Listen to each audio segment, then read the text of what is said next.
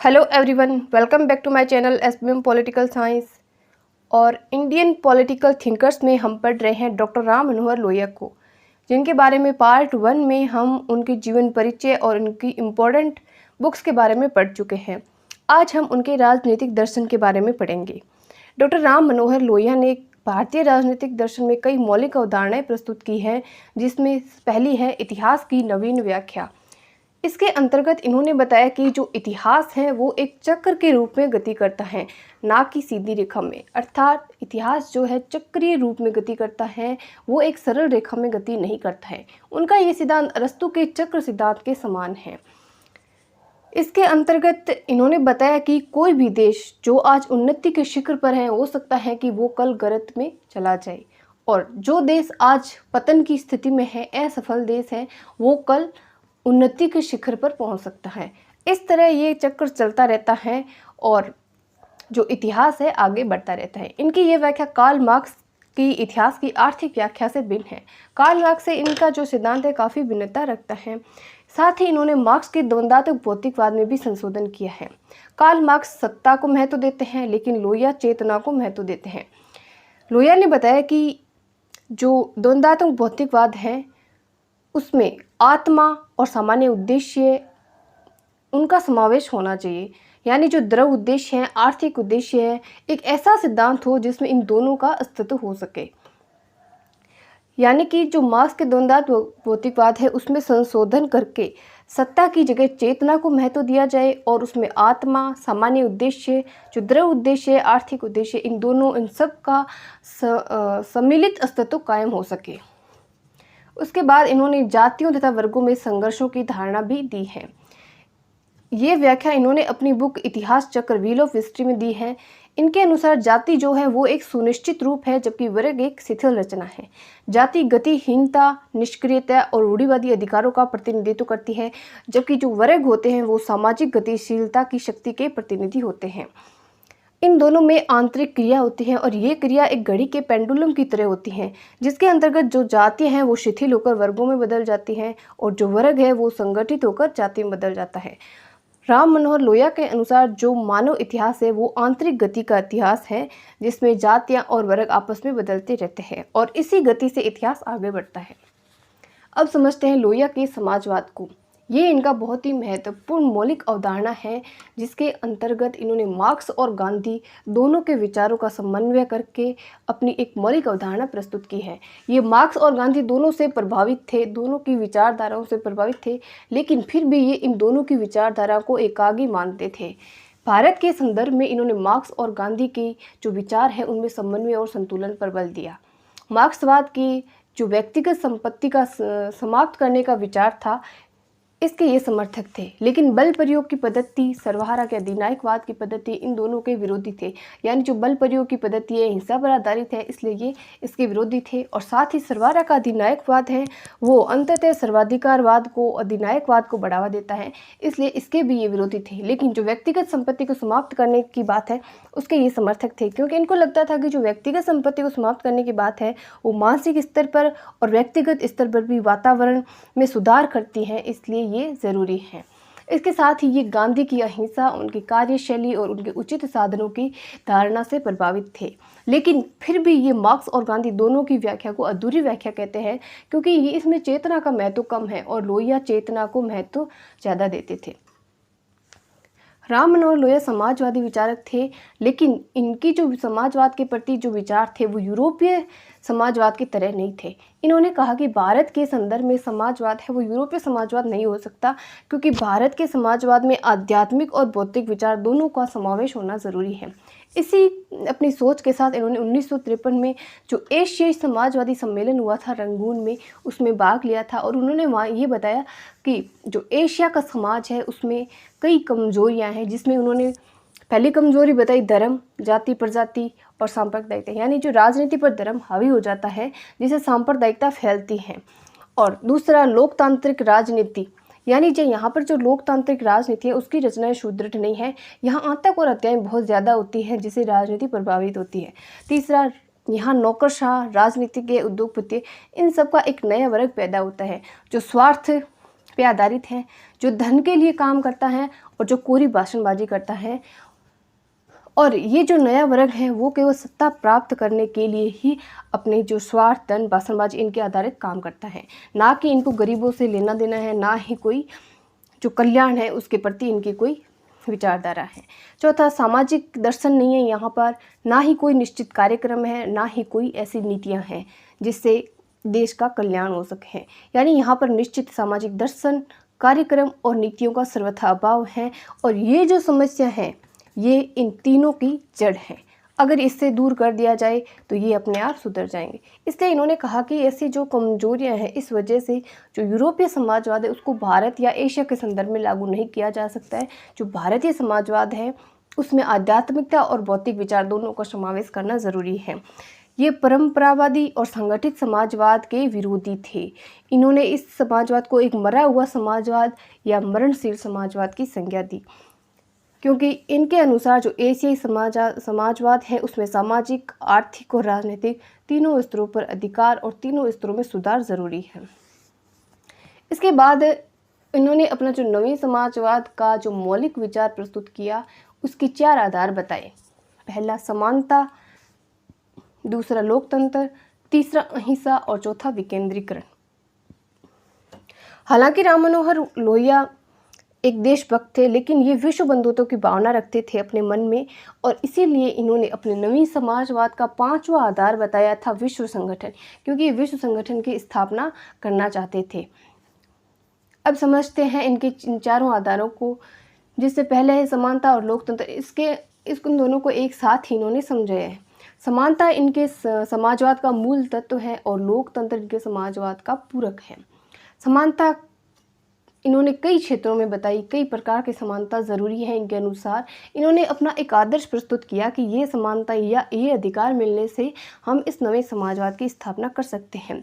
जिससे पहले आय और व्यय के क्षेत्र में समानता ज़रूरी है, साथ ही वैश्विक मताधिकार ज़रूरी है ताकि जो विश्व संसद की स्थापना की जा सके। लोकतांत्रिक एवं राजनीतिक स्वतंत्रता ज़रूरी है, क्योंकि लोकतंत्र के लिए ये एक महत्वपूर्ण कड़ी होती है। साथ ही जीवन स्तर को ऊंचा उठाना ज़रूरी है, क्योंकि आज विश्व में आर्थिक निर्भरता बहुत बढ़ गई है, इसलिए प्रत्येक व्यक्ति का जो जीवन स्तर है उसको ऊंचा उठाना ज़रूरी हो गया है। साथ ही विचार प्रकट करने की और समुदाय बनाने की सामाजिक और राजनीतिक स्वतंत्रताएँ भी ज़रूरी हैं, क्योंकि लोकतंत्र के लिए ये आवश्यक होती हैं। इसके बाद इन्होंने बलपूर्वक अनुचित कार्यों का भी विरोध किया, क्योंकि ये एक तरह की हिंसा है और उसकी व्यक्ति की स्वतंत्रता का हनन होता है। इसलिए किसी भी व्यक्ति से बलपूर्वक कोई भी अनुचित कार्य नहीं करवाया जाना चाहिए। साथ ही गांधी जी से प्रभावित थे, इसलिए इन्होंने सविनय अवज्ञा की आज्ञा प्रदान करने की भी वकालत की। इन्होंने जो ये आदर्श प्रस्तुत किए थे, इनको व्यवहारिक रूप देने के लिए संपूर्ण विश्व को एक सूत्र में बांधना जरूरी है। इसीलिए इन्होंने अपना 5वां जो आधार है वो दिया था विश्व संगठन का। उसके बाद है अहिंसा। इन्होंने खुद कहा कि अहिंसक साधनों के आधार पर समाजवाद की स्थापना की जा सकती है और यही उचित मार्ग है। ये संसदीय ढंग से समाजवाद की स्थापना करना चाहते थे और संपूर्ण विश्व से पूंजीवाद को खत्म करना चाहते थे। इनके विचारों के अनुसार खेती, कारखाने के साधन, इन सबसे जो संपत्ति आती है उसे व्यक्ति की व्यक्तिगत संपत्ति ना समझकर राष्ट्र की संपत्ति समझा जाए या समाज की संपत्ति समझा जाए, क्योंकि इसी से व्यक्तिगत संपत्ति का समाप्त होना तय है और फिर जो व्यक्तियों में है वो राष्ट्र के प्रति भावना बढ़ेगी और जो मोह माया है वो खत्म होगी। क्योंकि इन्होंने कहा था कि जो भारत में जितना संपत्ति के प्रति मोह है उतना किसी और देश में नहीं है, इसलिए जो भारतीयों का जो मोह विसर्जन है वो ज़रूरी है। चौथा है विकेंद्रीकरण। विकेंद्रीकरण का विचार है ये गांधी जी से प्रभावित था, यानी गांधी जी से प्रभावित होकर ही इन्होंने विकेंद्रीकरण का विचार दिया था। इन्होंने कहा कि ये विकेंद्रीकरण ही समाजवाद का मार्ग है। तो ये थे नवीन समाजवाद के 4 आधार। अब समझते हैं इनकी 4 स्तरीय राज्य की कल्पना। इन्होंने एक चौखंबा राज्य या 4 स्तरीय राज्य की कल्पना दी थी, जिसके अंतर्गत इन्होंने केंद्रीकरण और विकेंद्रीकरण 2 विरोधी विचारों का समन्वय किया था। इनके 4 स्तर में पहला था ग्राम, दूसरा था मंडल या जिला, तीसरा था प्रांत या राज्य और चौथा था केंद्र या केंद्रीय सरकार। ग्राम और मंडल, इन पर पंचायतें स्थापित की जानी थी। जो जिला है इसके ऊपर एक अधिकारी होता था, जिलाधीश का पद, यानी जिलाधीश होता था। इसके पद को इन्होंने समाप्त करने की वकालत की, क्योंकि इनका मानना था कि ये जो जिलाधीश का पद है वो क्या है, केंद्रीकरण को बढ़ावा देता है, इसलिए इसे समाप्त किया जाना चाहिए, क्योंकि विकेंद्रीकरण के समर्थक थे। इसके बाद जो ग्राम, मंडल, प्रांत, केंद्र, ये जो चारों हैं, इनके अपने अपने कार्य होते थे, अपने अपने से ये कार्यों का संचालन करते थे। और उसके बाद इन चारों को कार्यमूलक संघवाद के अंतर्गत एकीकृत कर दिया जाता था। ये एक संसदीय व्यवस्था की तरह ही एक व्यवस्था इन्होंने दी थी। इन्होंने आर्थिक क्षेत्र में भी विकेंद्रीकरण का समर्थन किया। ये छोटी मशीनों के उपयोग के समर्थक थे, साथ ही कुटीर उद्योगों के समर्थक थे, जिससे ज़्यादा से ज़्यादा लोगों को रोजगार मिल सके। ये औद्योगिकीकरण के विरोधी थे और कृषि के मशीनीकरण के विरोधी थे, क्योंकि इनका मानना था इन सब से, औद्योगिकीकरण, मशीनीकरण, इनसे एक नया वर्ग पैदा होगा जो फिर से सत्ता के लिए संघर्ष करेगा और इसे जो आर्थिक क्षेत्र में विकेंद्रीकरण है वो कम हो जाएगा, केंद्रीकरण की प्रवृत्ति बढ़ेगी। ये नेहरू के समाजवाद के विरोधी थे।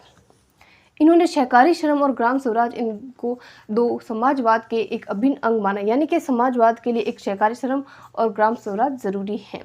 इन्होंने किसानों से कर नहीं लेने की बात की, साथ ही जमींदारी और सामंतवादी के खिलाफ थे। इन्होंने कहा कि उपभोग पर प्रतिबंध लगाना जरूरी है, सिर्फ आय यानी कि सिर्फ कमाने पर नियंत्रण या आय होने पर नियंत्रण ही काफ़ी नहीं है, जो व्यय करते हैं लोग उस पर या व्यय करने की सीमा पर भी नियंत्रण होना ज़रूरी है। साथ ही इन्होंने कहा कि उत्पादन की प्राथमिकताओं का निर्धारण हमें पहले से कर लेना चाहिए, क्योंकि किसी भी राज्य के लिए क्या ज़रूरी है, वो जो चीज़ ज़रूरी है वही पहले होनी चाहिए। जैसे खाद्यान्न ज़रूरी है जनता के लिए, तो पहले खाद्यान्न हमारी प्राथमिकता होनी चाहिए, उसके बाद ही उपभोक्ता सामग्री पर ध्यान दिया जाना चाहिए। साथ ही इन्होंने भारतीयों के मोह विसर्जन की बात की कि जो संपत्ति के प्रति, धन के प्रति जो मोह है वो इतना नहीं होना चाहिए। साथ ही इन्होंने कहा कि वितरण व उपभोग की समानता भी होनी चाहिए। इस संबंध में इनका जो दृष्टिकोण है वो यथार्थ दृष्टिकोण है और ये नेहरू से काफ़ी भिन्नता रखते हैं, क्योंकि इन पर गांधी जी का प्रभाव काफ़ी था। इस तरह इन्होंने अपने 4 स्तरीय राज्य की कल्पना, वो इनकी मौलिक एक कल्पना है और साथ ही नवीन समाजवाद इनका बहुत ही महत्वपूर्ण समाजवाद है। अब हम पढ़ेंगे इनकी 7 क्रांतियों के बारे में। लोहिया ने 7 क्रांतियों के बारे में बताया है, जिससे कि हम समाजवाद है उसकी स्थापना और जो भारत के संदर्भ में उन एक लोकतांत्रिकता की स्थापना करने के लिए ज़रूरी है। तो इन्होंने अपनी 7 क्रांतियों को इस तरह बताया कि जिसमें पहली थी स्त्री और पुरुष समानता, यानी स्त्री और पुरुष दोनों को समानता देना ज़रूरी है। इसके अलावा रंग भेद, प्रजाति भेद आधारित जो राजनीतिक, आर्थिक और बौद्धिक असमानता है, इसके विरुद्ध भी क्रांति होनी चाहिए। तीसरी है संस्कारगत, जन्मजात जाति प्रथा आधारित या पिछड़े वर्गों को विशेष अवसर प्रदान करने के लिए क्रांति। चौथी है गुलामी के विरुद्ध, जो विदेशी गुलामी है उसके विरुद्ध क्रांति होनी चाहिए और विश्व राज्य की स्थापना के लिए भी क्रांति होनी चाहिए। 5 है निजी पूंजी की विषमता समाप्त करने के लिए क्रांति, आर्थिक असमानता के विरुद्ध क्रांति और योजना द्वारा पैदावार बढ़ाने के लिए क्रांति। 6 है अन्यायी हस्तक्षेप के विरुद्ध क्रांति और लोकतंत्र की स्थापना के लिए क्रांति। 7वें अस्त्र शस्त्र के विरुद्ध क्रांति और सत्याग्रह के अधिकार के लिए क्रांति। यानी इन क्रांतियों से हम एक सच्चे समाजवाद की स्थापना कर सकते हैं जो भारतीय संदर्भ में या एशिया के संदर्भ में सही हो। इसके बाद इन्होंने जनता के लिए सत्याग्रह के अधिकार की भी बात की, यानी ये चाहते थे कि जनता को सत्याग्रह का अधिकार मिले, क्योंकि गांधी जी के सत्याग्रह, उनकी सविनय अवज्ञा के विचार से ये बहुत प्रभावित थे और साथ ही इन्होंने प्रत्यक्ष कार्यवाही का समर्थन किया था। इनका एक विचार था, यानी इनका एक वाक्य था कि जिंदा कौमें 5 वर्ष तक प्रतीक्षा नहीं करती, यानी कि 5 वर्ष तक हम किसी चीज़ के लिए सही है गलत है तो हम उसके लिए 5 साल तक इंतज़ार नहीं कर सकते, इसलिए जनता को सत्याग्रह का अधिकार होना चाहिए।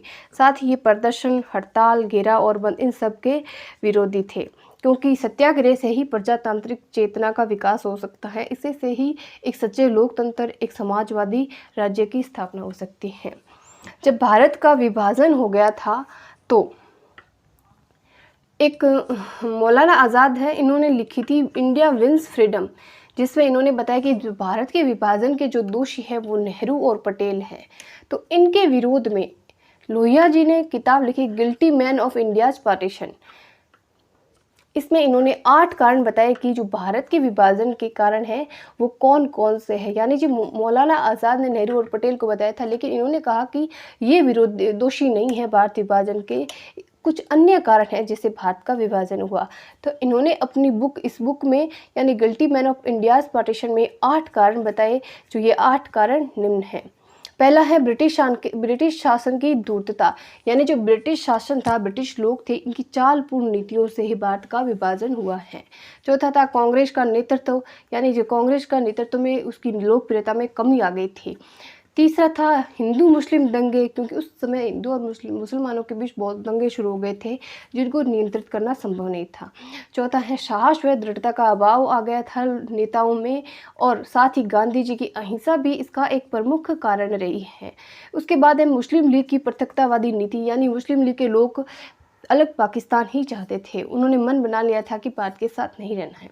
उसके बाद अवसरों के सदुपयोग का अभाव, यानी उस समय जो नेता थे, जो संचालन करता थे, उन्होंने जो अवसर थे उनका सदुपयोग नहीं किया था।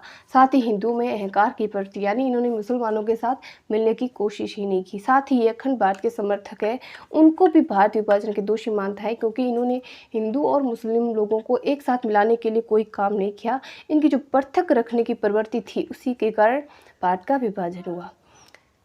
डॉक्टर राम मनोहर लोहिया भारत और पाकिस्तान की एकता के समर्थक थे। इनका एक आदर्शवादी सपना था कि हो सकता है क्या ऐसा कि जिससे भारत और पाकिस्तान वापस एक दिन एक हो जाए। यानी एक आदर्शवादी इनका सपना था, क्योंकि ये चाहते थे कि भारत और पाकिस्तान अलग ना हो, वो एक ही रहे। साथ ही ये भारत की विदेश नीति के भी आलोचक थे। इनको लगता था कि भारत को अपने राष्ट्रमंडल से संबंध तोड़ लेने चाहिए, और जो गुट निरपेक्षता की नीति है उसे भी त्याग देना चाहिए, और एक तीसरे गुट का निर्माण किया जाना चाहिए जो 2 अन्य गुटों के अलावा बाकी देशों में शांति और अमन की कामना करे। अब पढ़ते हैं इनकी हिंदी और प्रादेशिक भाषाओं के बारे में क्या विचार थे। यह हिंदी के समर्थक थे, साथ ही प्रादेशिक भाषाओं के भी समर्थक थे। ये अंग्रेजी को मानसिक दासता का प्रतीक मानते थे, क्योंकि इनको लगता था कि एक प्रत्येक देश की एक राष्ट्रभाषा होनी चाहिए जिससे एकता बढ़ती है और साथ ही जो देश में अपनेपन की भावना पैदा होती है। हालांकि ये अंग्रेजी के विरोधी नहीं थे। इनका मानना था कि जो सरकारी कामकाज है वो अपनी राष्ट्रभाषा में या हिंदी में होना चाहिए, क्योंकि भारत के अधिकांश लोग हैं वो हिंदी ही जानते हैं, अंग्रेजी नहीं जानते। क्यों? तो इसलिए नौकरशाही के जो काम है या लोगों के काम है, अगर हिंदी में होंगे तो लोग उसका ज़्यादा फ़ायदा उठा पाएंगे। इसीलिए सरकारी कामकाजों को हिंदी में किया जाना चाहिए, इसीलिए अंग्रेजी का विरोध करते थे। उसके बाद क्योंकि डॉक्टर राम मनोहर लोहिया सामाजिक सुधारवादी भी थे, एक सामाजिक विचारक थे, इसलिए इन्होंने कई कुप्रथाओं का भी विरोध किया, जिसमें सबसे ज़्यादा इन्होंने महत्व दिया जाति प्रथा को समाप्त करने में। इनके अनुसार जाति प्रथा को समाप्त करने के लिए हमें जाति प्रथा पर चौतरफा हमला बोला जाना चाहिए, जिसमें से 1 से 1/2 यानी कि 1.5 हमला, जिसमें एक धार्मिक और आधा सामाजिक। ये तो हो चुका है, लेकिन इस आधे सामाजिक में अब हमें रोटी और बेटी को भी शामिल किया जाना चाहिए। मतलब ये हुआ कि धार्मिकता के साथ साथ हमें सामाजिक जो हमला है या सामाजिक विचार है उनको भी चेंज करना चाहिए। हमें साथ खाने और अंतरजातीय विवाह को बढ़ावा देना चाहिए, इसी से जाति प्रथा को समाप्त किया जा सकता है। तीसरा वयस्क मताधिकार, यानी सबको भी वयस्क मताधिकार मिलना चाहिए, जिससे भी ये कुप्रथा काफ़ी हद तक समाप्त हो सकती है। इन्होंने पिछड़े, दलित, इन सबको अवसर प्रदान करने की वकालत की। साथ ही निचली जाति को जो वयस्क मताधिकार है अवसर प्रदान किए जाए, और इन्होंने निचली जाति में 5 लोगों को शामिल किया: महिला, शूद्र, हरिजन, मुसलमान और आदिवासी। चौथा हमला इन्होंने कहा कि आर्थिक स्तर पर होना चाहिए, जिसमें मजदूरों की मजदूरी बढ़ाई जाए, लगान को ख़त्म किया जाए और भूमि पर उसी का अधिकार हो जो उसे जोते। साथ ही इन्होंने यह भी विचार रखा कि इस जाति प्रथा को समाप्त करने के लिए जो उच्च जाति वाले लोग हैं उनको आगे आगे काम करना चाहिए, यानी वो जाति प्रथा का विरोध करें, और जो निचली जाति वाले लोग हैं वो उच्च जातियों का स्वांग रचना बंद करें, यानी उनको कॉपी करना बंद करें। उनको अपनी संस्कृति पे गर्व होना चाहिए, और साथ ही उनको राजनीति में सक्रिय भागीदारी करनी चाहिए और बहुजन हितकारी व्यवस्था की स्थापना करनी चाहिए। इन सब से ही जाति प्रथा का अंत हो सकता है, यानी धार्मिक, सामाजिक, राजनीतिक और आर्थिक सभी स्तरों पर जाति प्रथा को समाप्त करने की कोशिश की जानी चाहिए। सभी वर्ग मिलकर जाति प्रथा का विरोध करें, इसी से जाति प्रथा को समाप्त किया जा सकता है। ये स्त्री मुक्ति के समर्थक थे। इन्होंने कहा कि विश्व में 2 ही चीज़ें प्राप्त करने योग्य हैं, पहला है ईश्वर, दूसरी है स्त्री। ये स्त्री के बहुत सम्मान करते थे। ये दहेज प्रथा के विरोधी थे। इन्होंने जीवन भर शादी नहीं की थी। इनका मानना था कि जो शादी और बच्चे हैं वो एक सामाजिक कार्यकर्ता को भ्रष्ट कर देते हैं।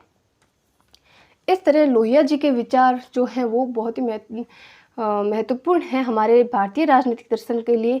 इनका जो समाजवाद, स्वतंत्रता, अहिंसा है वो एक सत्यम, शिवम और सुंदरम की तरह है, और ये भारतीय राजनीतिक दर्शन में जो समाजवादी विचारक हैं उनको एक नई दिशा प्रदान करते हैं। इनके नवीन समाजवाद का जो कॉन्सेप्ट है वो एशिया के संदर्भ में, भारत के संदर्भ में बहुत उपयोगी है। NG रंगा ने इनके बारे में कहा कि ये विद्रोहियों का सरताज है। अटल बिहारी वाजपेयी ने इनके बारे में कहा कि ये मौलिक विचारक हैं, क्रांतिकारी हैं और सच्चे समाजवाद का प्रेरक स्तंभ हैं। इसी के साथ मैं अपना ये लेक्चर पूरा करती हूँ। अगर आपको ये वीडियो अच्छा लगा तो इसे लाइक कीजिए, शेयर कीजिए और सब्सक्राइब कीजिए। Thank you.